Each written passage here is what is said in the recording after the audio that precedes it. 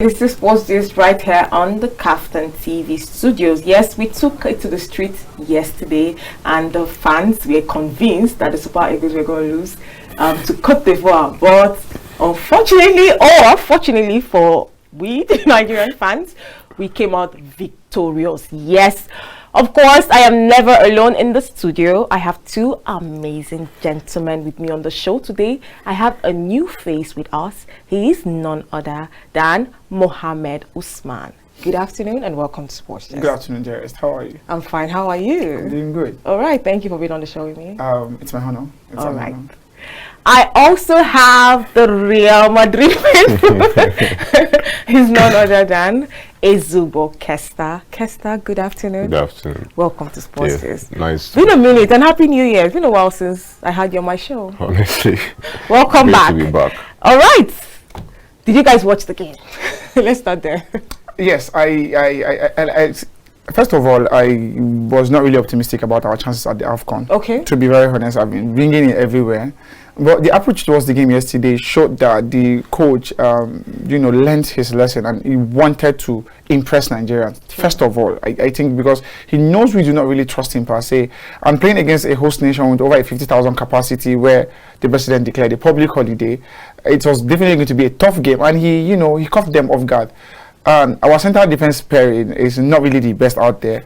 Central midfield is really not the best out there as well. So I felt like a 3-4-3 was an approach that covered our lapses.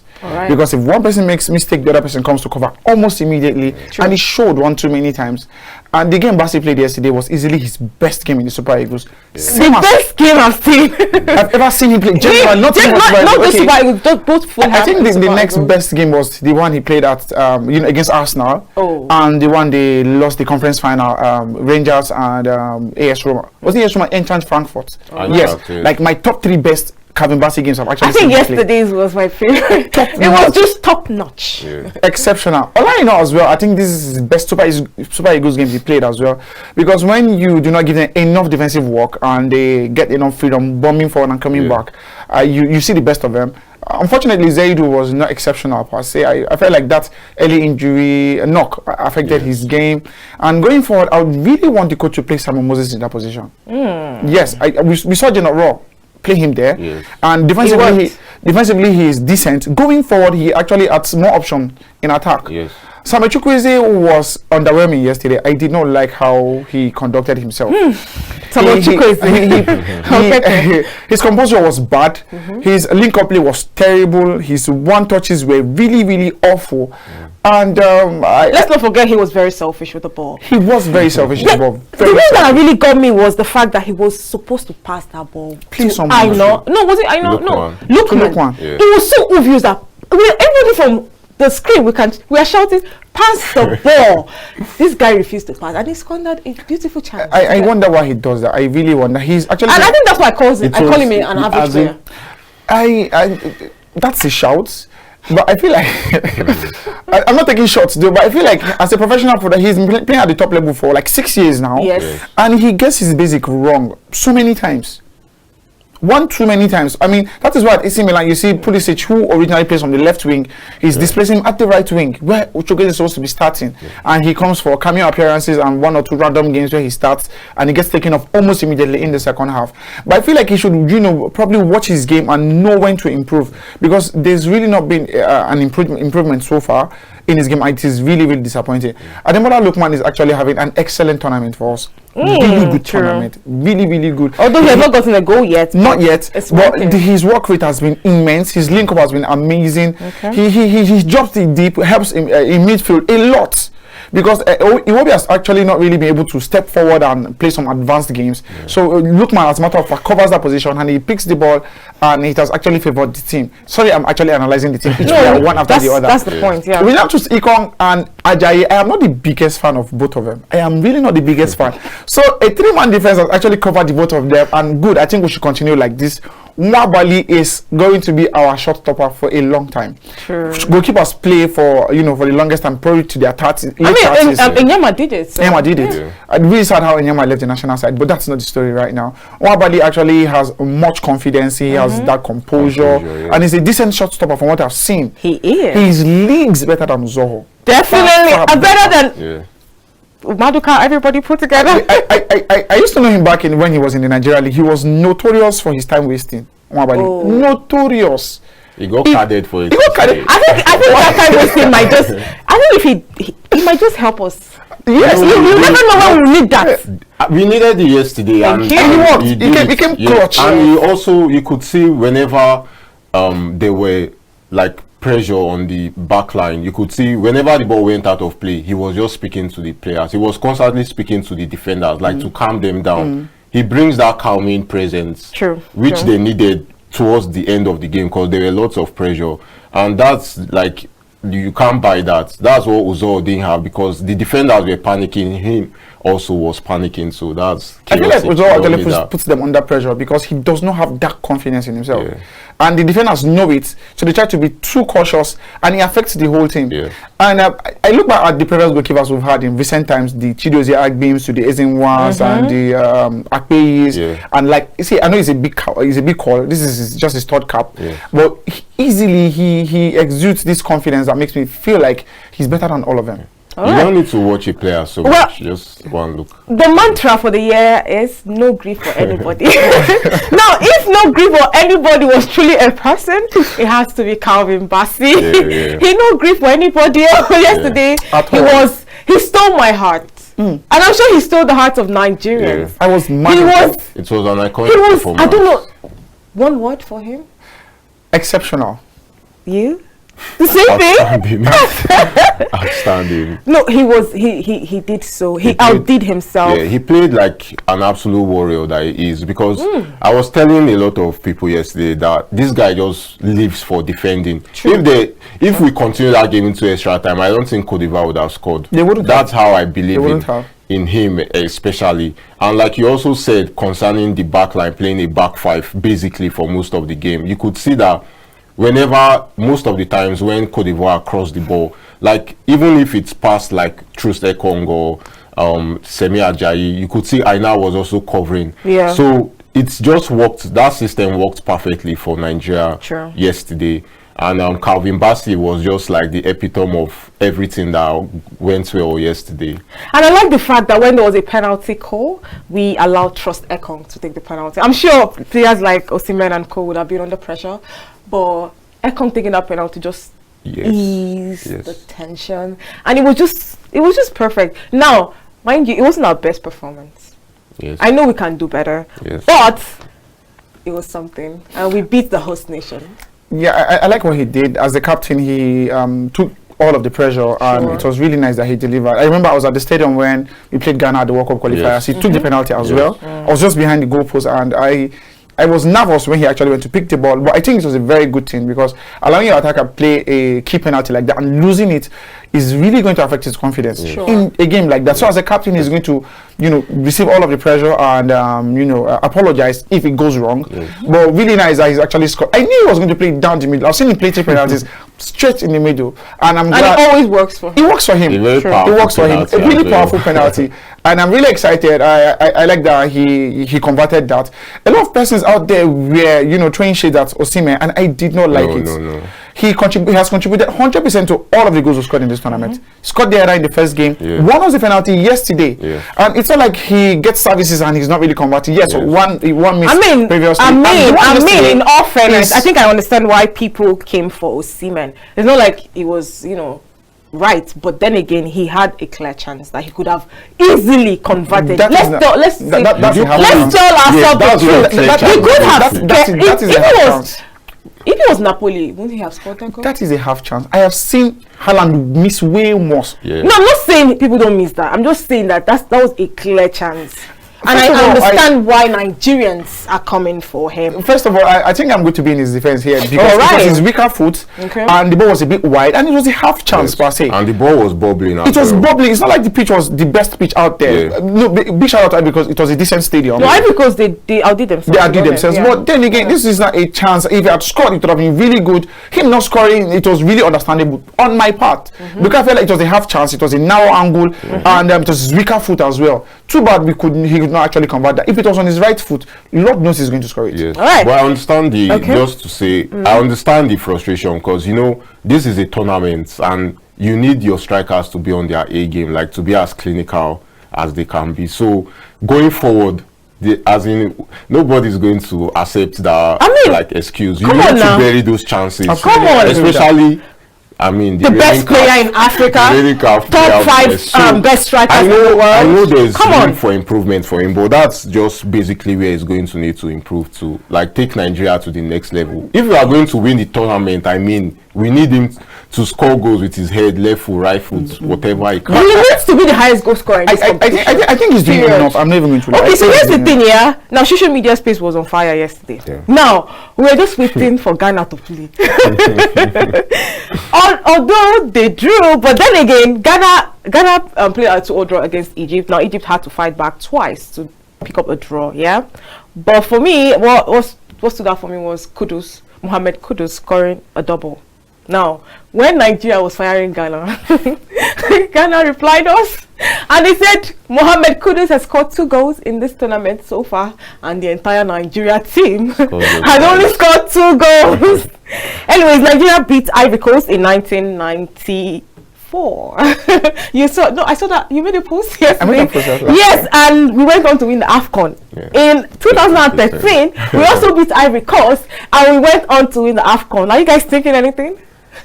I have to hope for the best, but like I was telling you earlier that you just, in tournaments like this, it's not like the strongest that wins the tournaments. Oftentimes you also have to be lucky with the draw, because like we saw from our first game, we didn't defend like this in our first game because Equatorial Guinea wanted Nigeria to have the ball, and from what we saw yesterday, we didn't create enough chances. Even on the counter, we had numerous chances that the decision making was very poor.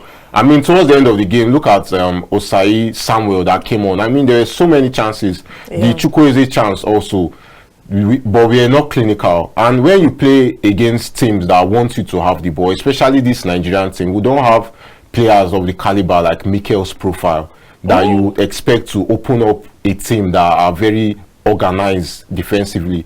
So going so far all the way in the tournament, we need to be lucky with our draw. I believe we have the quality, but we also need the right draw, because there are lots of strong opponents out there. I mean, Morocco, let's not even go there right now. Okay, so he's talking about getting a lucky draw. Yes, do you agree?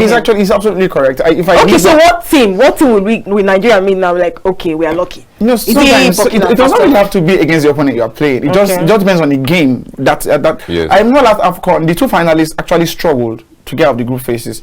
Senegal drew their first game 0-0, second game 0-0. They needed a penalty and a late goal for Mane to win their 3rd game, and they went on to win the tournament. Egypt lost its first game to Nigeria 1-0, won the 2nd game. I think they won the 3rd game as well. In the last 16 tie against Morocco, quarterfinal tie against Morocco were originally favorite. Morocco had been winning games up until that point, and then Egypt came from behind to win that tie. Nobody expected that. Nobody at all. Same thing I was saying about Nigeria. We won all of our group phases, all of our group games. Did we? I think we drew the last one. We drew. We won the last game by 3-1. I remember Omar said scoring. And we won our first game. I think we lost the 2nd game. 2 goals to nothing. The last AFCON? Yes. We didn't win all our group games. We lost one. We lost the 2nd game. I think we lost the 2nd game, where a lot of Nigerians could not believe it. We won the 3rd game, and we were in high spirit, expecting Nigeria to actually sweep past Tunisia, who qualified as best losers, and they defeated us.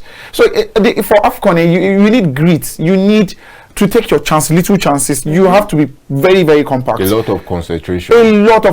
And like I mentioned, you were saying Osimhen needs to show us that he's African. But we see Salah tear up the Champions League, score goals for fun, come to the AFCON and struggle. He has lost 2 finals. 2 AFCON finals, and it's not really good for his image out there. And it is really difficult for you to replicate your European form in the African Champions League, the African Cup of Nations, because it's a different ball game entirely. True. Power and pace in the Champions League, where your opponents cannot really match your strength and speed. But in Champions League, if you are running, some guy playing in Mamelodi Sundowns will chase you and collect the ball. So it's one of those things, and I feel like going forward, we actually have the right momentum. Drawing the first game, winning the 2nd game against the host nation, and we are supposed to defeat Guinea-Bissau on last thing. I think Nigeria will definitely defeat. We are going to defeat. I think watching the game, I saw that they were not very clinical. That's one thing I. Was it Guinea-Bissau?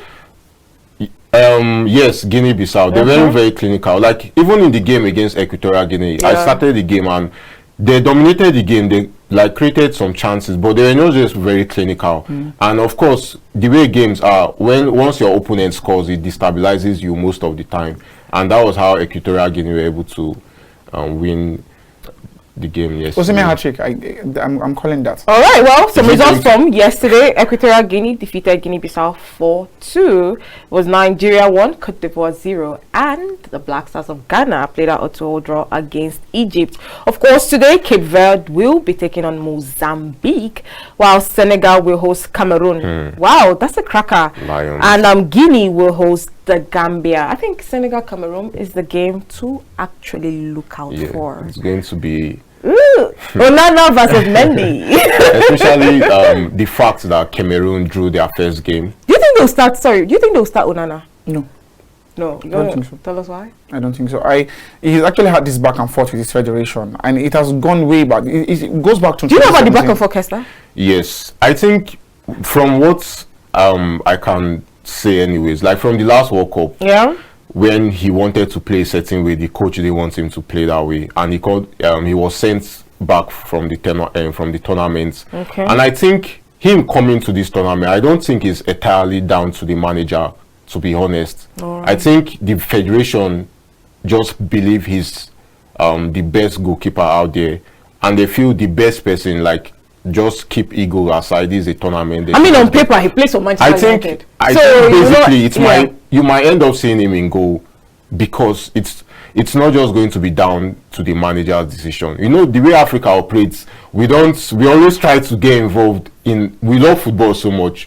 The federation is not going to stand and say maybe because of the manager's ego, he doesn't want to play the best player. So I think that might be why, because I think if it was down to the coach, Rigobert Song, he wouldn't have even invited him. True. That's all I can see from it anyway. I think it's more than I think it's out of the hands of Song. I feel like he will start today. The reason is because he's actually had a history of disrespecting the national side. In 2017, when they won the AFCON, they invited him. He did not come. A goalkeeper playing for Sevilla in the second division, he was in Primavera side for Sevilla, actually mounted the post and won the AFCON for them. He was 19 years of age. I remember Joe Matip also didn't turn up. 19 years of age, that goalkeeper, and he was almost at the same age with Onana back in the day. And Onana actually refused that opportunity to come and probably win the AFCON. The guy actually came in between the sticks, won it, and I felt like that Champions League run with Ajax was one of the reasons why Cameroon felt like, okay, let's invite this guy back, and he's really huge. At the World Cup, you saw exactly what happened, and he, of course, he's a modern goalkeeper. But he's just there. No. I'm not saying it because I'm interested. I'm just saying that. No, like it's true. His shot stopping ability is average. Is average. He's not. He's exceptional when it comes to distribution. I believe I can say that, but he's not as good as saving the ball, and he's not the tallest, anyways. When it comes to like dominating your box and helping your team when they are under pressure, and some of the goals they score, I mean, it's laughable sometimes. So let me ask you, Kester, as a former Manchester United former Man United fan, I'll remind you every day anyways. Are you not happy that Onana is in Cameroon? I mean, in Cote d'Ivoire right now? As in, does he let him let Man United breathe a little? Does it really make a difference? Like in their last game, I was. So are you not prepared for them to stay to the final? So I don't even have any. I'm not a Man United fan anymore. You were, anyways.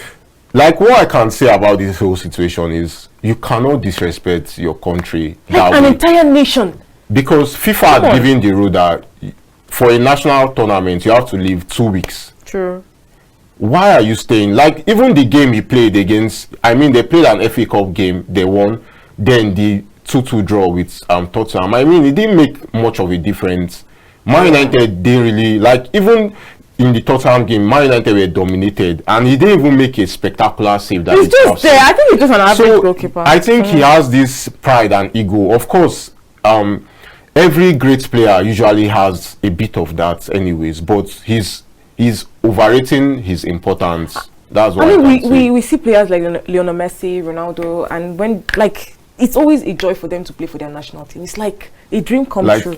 Why is it was very sad because I think this also contributes. The last AFCON Senegal won. Ian Wright, the Arsenal legend, was angry at a lot of European yes, they were asking a lot of African players. Like they asked Sebastian Haller if he would be going for the AFCON. You can It imagine. was like, why would you be asking? Like, imagine Jude Bellingham being asked if he would represent Like, England. That's I think that's really disrespectful. And Onana behaving this way is just going to make it easier for those guys to like, oh, when are you going to go? Are you even going to honor the call? True. That's why it leads to all this racism and all this. Like, it's just, he doesn't know what he's doing.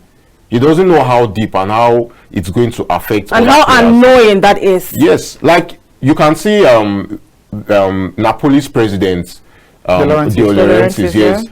He was saying previously after they sold Koulibaly that he wasn't going to be signing African players because he doesn't want them living for African Cup of Nations. And this kind of attitude will actually, because now you might be thinking, if this guy waited, why didn't Osimhen wait? Do you get? This I mean, kind look at of the stuff Sadiq Umar issue too. Although that one was injury, but then again, it still raises eyebrows. He still raises eyebrows. I mean, these people already look, down on African players. Yes. You are just fueling the whole thing, and I mean, making look it at worse. our legends like Drogba and like Nigerian legends and all those guys like coming for the AFCON. Like, it's the highest honor you can ever receive as a footballer. So it's very disappointing that somebody of this status. Sorry to say, but if Didier Deschamps can drop a player like Karim Benzema and still go on to win the World Cup without him, come on. I think Cameroon should be able to drop. Onana isn't even up to the standard. I'm just saying, like, if they can do that, Yes. I mean, Onana should. Yeah.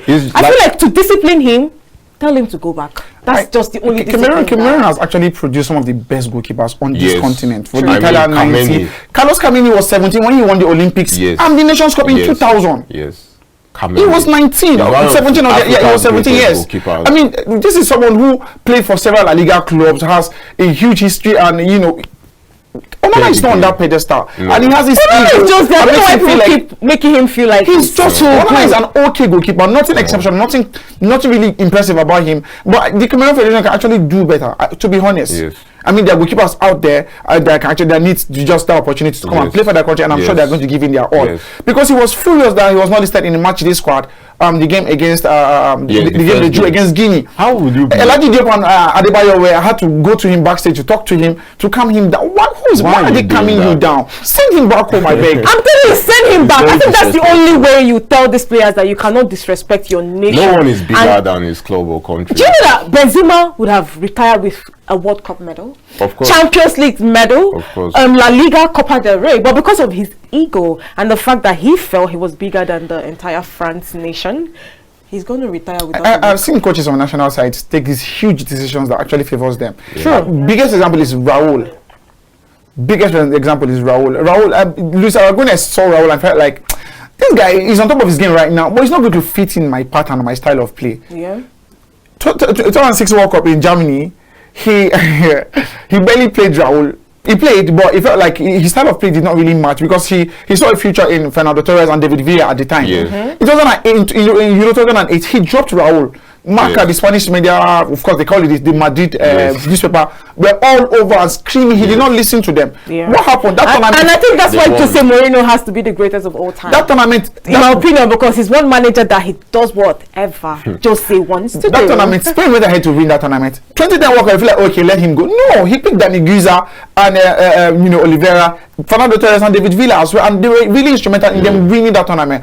Okay, Raul is now 33. Oh yeah, allow him to join this team. No, 2012 Euros, they won it without Raul. So I feel like you should. Well, our time is almost fast spent, and the focus has to be the Super Eagles. Yeah. Now going forward, we have one game left in the group stages, and it's against Guinea-Bissau. I'm sure you guys expect us to win. Obviously. Yeah, Osimhen hat-trick. I've called it. All right, Osimhen, if you're watching this.